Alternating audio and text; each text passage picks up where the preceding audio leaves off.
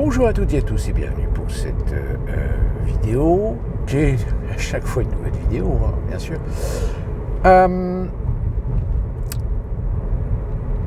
Je crois me souvenir que le projet de budget, le budget 2026 doit être donc voté le 8 octobre.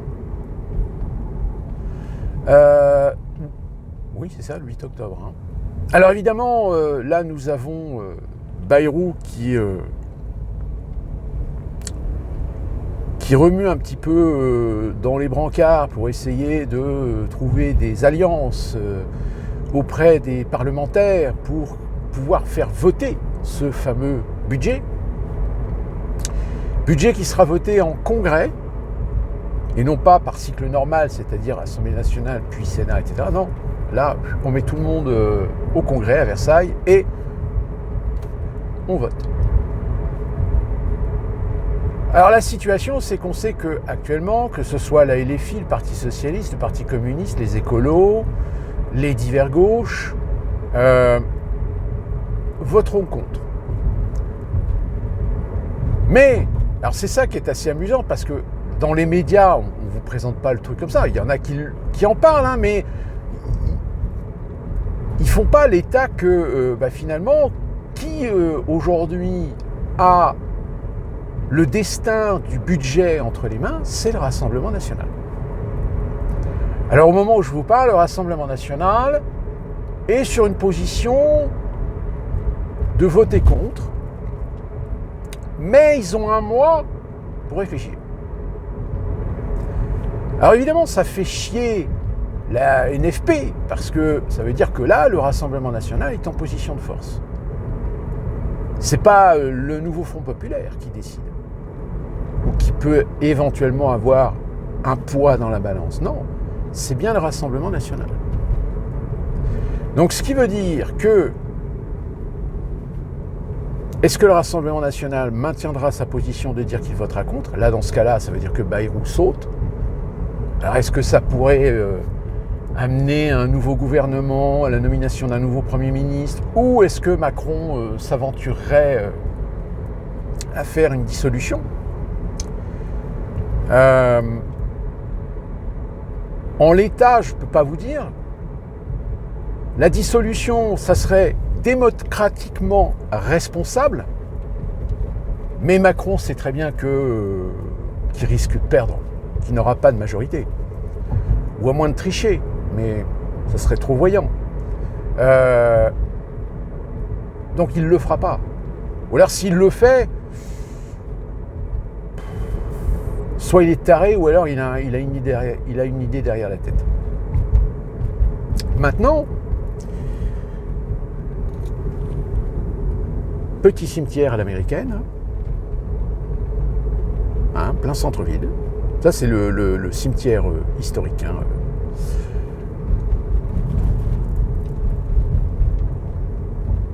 Le problème, c'est qu'aujourd'hui, ce que Macron fait, j'ai beaucoup de mal à savoir qu'est-ce qui le motive. Est-ce qu'il est dans une position aujourd'hui?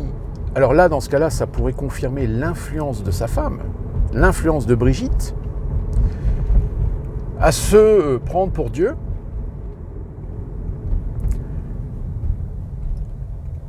Ce qui pourrait être assez cohérent d'ailleurs, puisque, encore une fois, hein, vouloir reconnaître l'État de Palestine, comme je vous l'ai dit dans les précédentes vidéos, pour un mec qui vient de chez les Rothschild, pour un mec qui a été propulsé par des gens dont certains sont des sionistes, comme Attali par exemple, faire un pied de nez comme ça au sionisme en voulant faire une reconnaissance de la Palestine, alors encore une fois de plus, c'est au mois de septembre, hein, c'est pas fait. C'est pas fait parce qu'il met des conditions. Mais il met des conditions dont on sait pertinemment que les conditions, elles ne seront pas acceptées par le Hamas en particulier. Donc finalement, c'est de l'esbrouf. C'est du blablabla.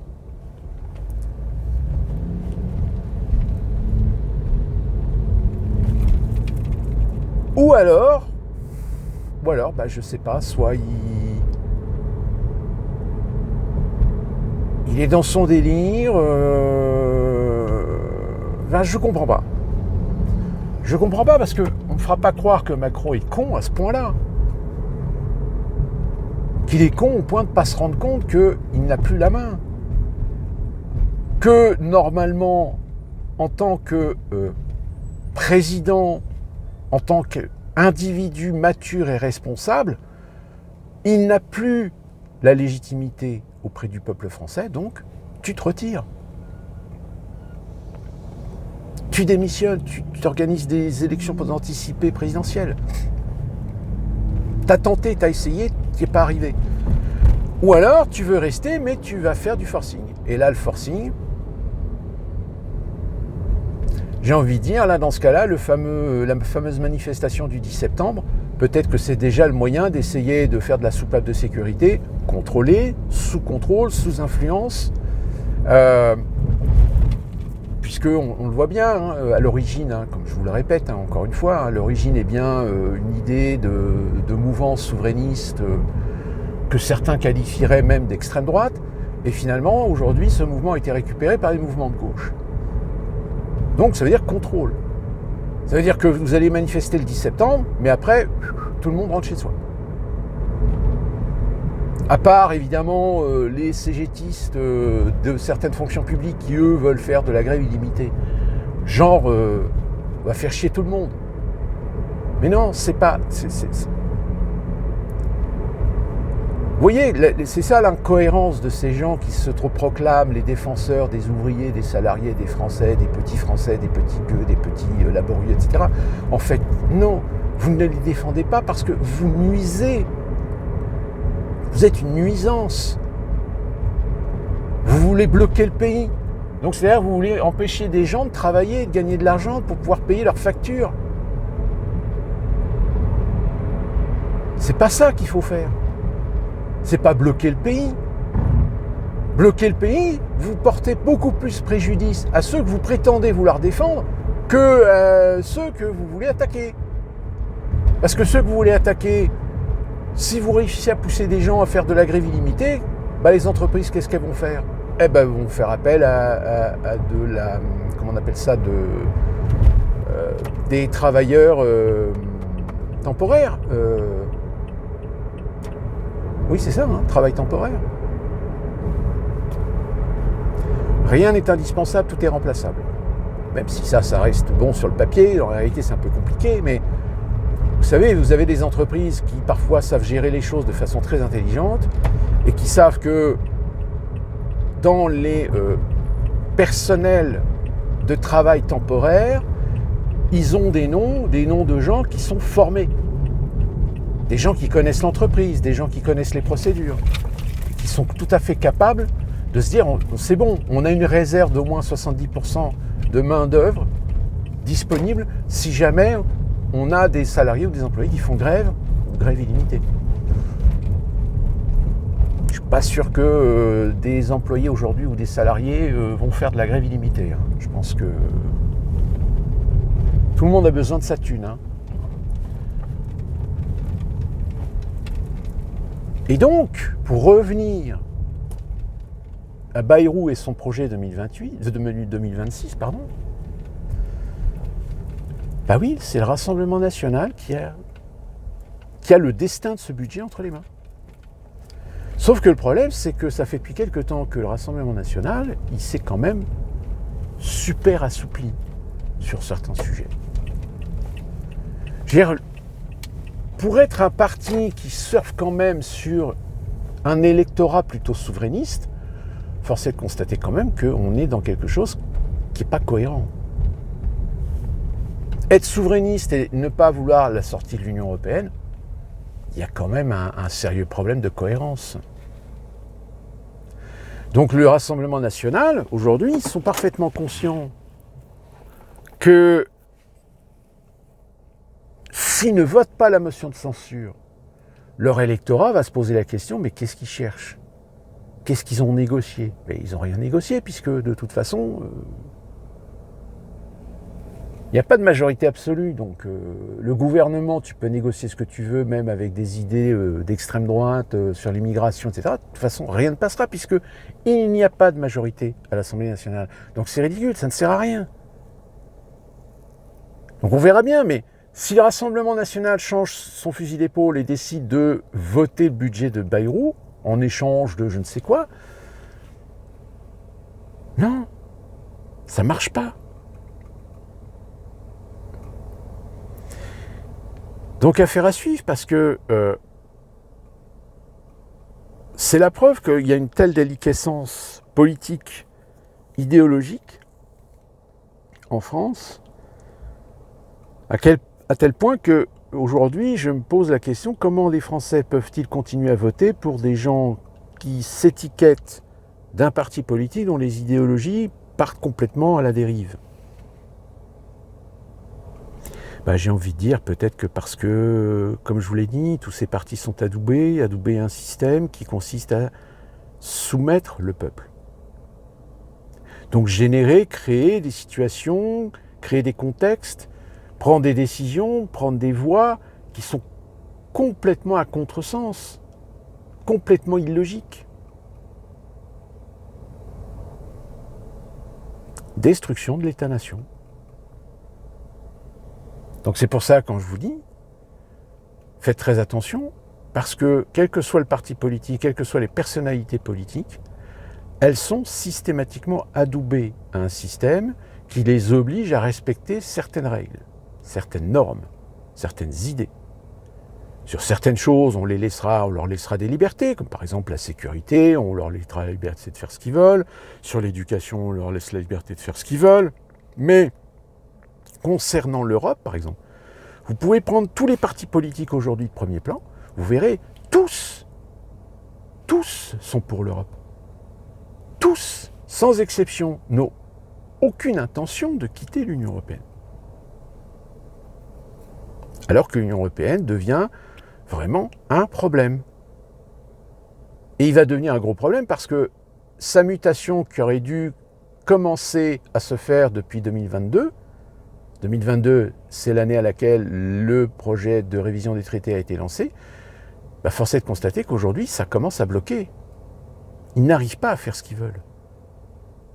L'intention est toujours là. La preuve en est, c'est que même Draghi vient de balancer qu'il faut plus de fédéralisme.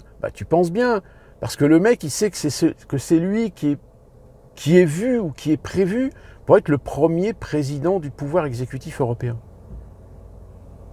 Aux grandes dames de Macron, d'ailleurs. Mais bon, d'ici là, il y a de l'eau qui va couler sous les ponts. Donc on va voir. Il y a une opportunité, encore une fois, de faire tomber un gouvernement qui ne sert à rien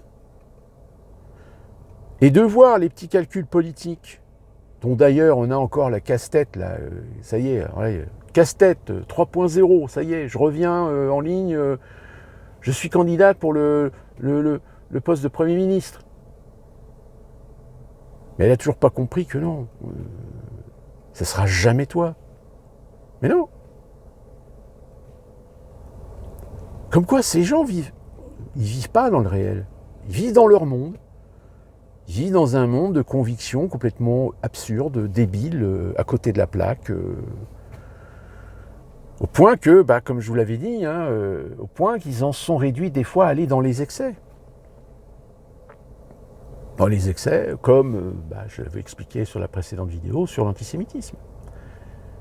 C'est-à-dire qu'on pousse des gens à être tellement convaincus d'être du bon côté de la barrière que ça les motive à dire des choses, à penser des choses, mais qui tôt ou tard, non. C'est pas ce qu'on te demande. Puis en plus de ça, comme en France, vous savez que dans les générations millénaristes, vous avez des gens qui sont un petit peu des fragiles du haut, un petit peu vivant dans les excès, sans limite, sans règles, sans foi, sans loi. Pas étonnant que ces gens-là finissent par faire de l'approximation, de la généralité, etc. Et finalement, être instrumentalisé à la fois par ceux dont ils se prétendent être des militants, mais aussi par leurs antagonistes qui se servent d'eux pour dire, regardez, ils sont la preuve que... Non, ils ne sont pas la preuve que tous les gens qui militent de leur bord sont comme eux. C'est que eux, ils sont tellement cons qu'ils ne se rendent même pas compte qu'ils portent préjudice à l'image des autres militants.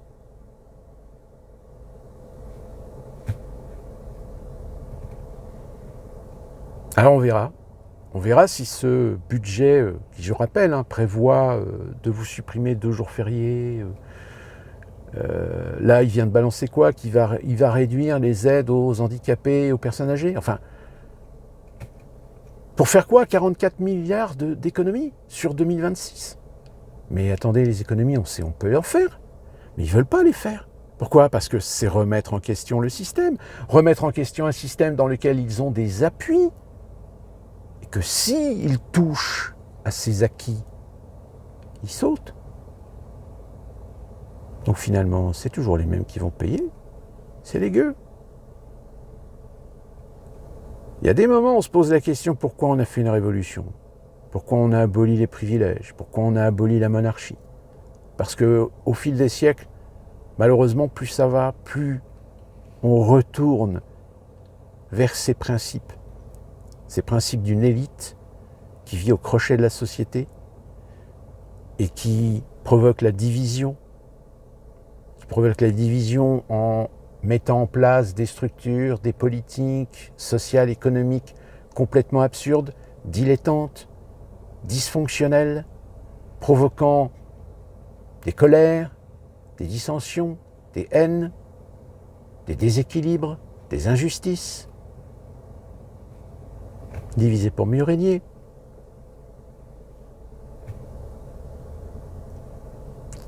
Comme je l'avais dit dans une vidéo dans ma chaîne, si vous avez la curiosité, essayez de la retrouver. Je vous expliquais en gros ce qu'il fallait faire pour reprendre la République. Alors, fort heureusement, je ne suis pas monétisé, je n'ai pas 10 000 abonnés, donc ma vidéo, elle est toujours là. Si ça avait été le cas, elle aurait déjà été censurée, supprimée par YouTube. Pourquoi? Parce que j'incite à un coup d'État. Parce qu'il n'y a que comme ça. Il n'y a que comme ça que vous pouvez reprendre la République et mettre en place une politique de réforme de la Constitution, c'est-à-dire créer une nouvelle Constitution. On garde le préambule, mais on renforce le préambule pour construire une nouvelle Constitution. Pas une 6e République, une nouvelle Constitution.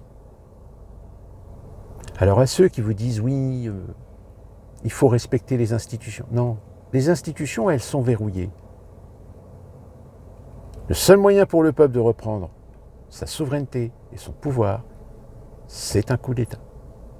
Coup d'État institutionnel, coup d'État civil, coup d'État militaire, avec une autorité civile, puisque ça je vous l'ai dit, dans l'armée je suis persuadé qu'il y a beaucoup de militaires qui sont disposés à aider un coup d'État, mais ils savent qu'ils ne veulent pas le faire en leur pouvoir, ils veulent que ça soit un organisme, genre un truc du style comité de salut public, comité de la résistance, qui soit un truc civil.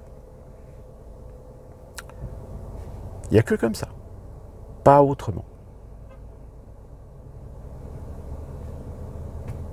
Mais ça, évidemment, ça dérange.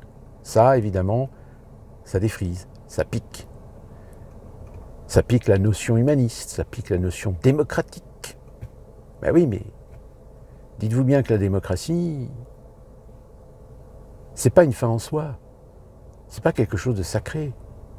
La preuve, c'est que la démocratie, on veut l'implanter dans des pays où ça ne fonctionne pas, où ça ne pourra jamais fonctionner. Parce que c'est des pays complètement différents, qui fonctionnent de façon différente, qui ont des structures ethniques, religieuses différentes. Et que tant dans ces pays, la pacification des relations ethnico-religieuses n'est pas acquise, les démocraties ou le principe de la démocratie ne fonctionnera jamais. C'est tout. Mais ça, les gens ne veulent pas le comprendre. Pourquoi? Parce qu'on a tellement sacralisé la démocratie que toute autre option est inenvisageable.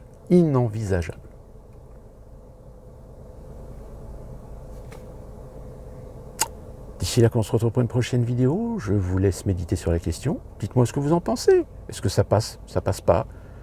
Est-ce que vous avez confiance envers le Rassemblement national ou envers la NFP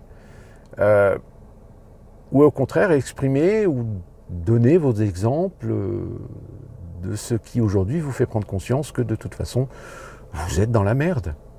Tant que ça ne bougera pas de façon populaire, sans récupération ni syndicale, ni associatif, ni politique,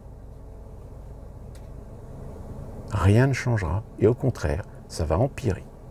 Et ça sera toujours Nicolas qui paye. Mais souvenez-vous, aujourd'hui Nicolas est un raciste. Nicolas est d'extrême droite. Bonjour Pilumier.